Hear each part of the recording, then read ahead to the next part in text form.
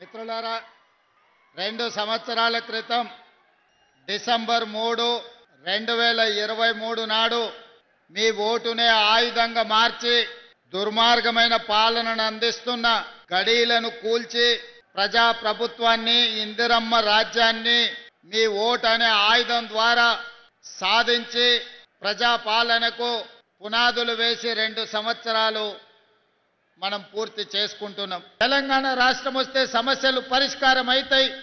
ఈ సమస్యలు పరిష్కారం అవ్వడం ద్వారా నర్సంపేట శాసనసభ నియోజకవర్గం అభివృద్ధి చెందుతుందని ఆశించాను. ఒక్కసారి కాదు, ఈ ప్రాంతంలో బీఆర్ఎస్ కు రాష్ట్రంలో 2 సార్లు అధికారం ఇచ్చిండ్రు. ఈ ప్రాంతం నుంచి శాసనసభ్యుగా ఎన్నికైన వాళ్ళు, రాష్ట్రంలో అధికారంలోకి వచ్చిన వాళ్ళు అభివృద్ధి చెందినరు, ఆస్తులు సంపాదించుకున్నారు, ఆకాశమంతా ఎత్తికి ఎదిగినరు, ఫామ్ హౌజులు కట్టుకున్నారు, విమానాలు కొనుక్కున్నారు, టీవీలు పెట్టుకున్నారు, పేపర్లు రాసుకుంటున్నారు. కానీ నర్సంపేట ప్రజల యొక్క జీవన ప్రమాణాలు మారలేదు.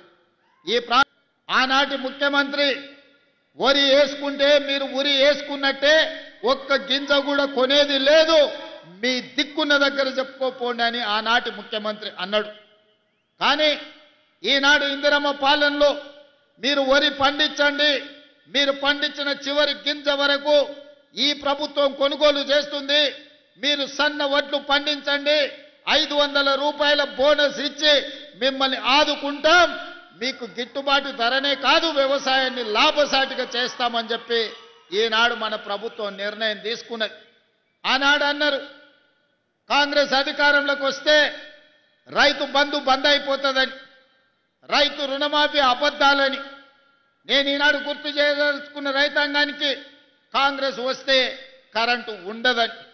ఇవాళ కాంగ్రెస్ వస్తే రైతులకు 24 గంటల కరెంటు ఉంది, కానీ గడీలలో పొంకనాలు పలికిన వాళ్ళ ఇండ్లలో కరెంటు లేదు.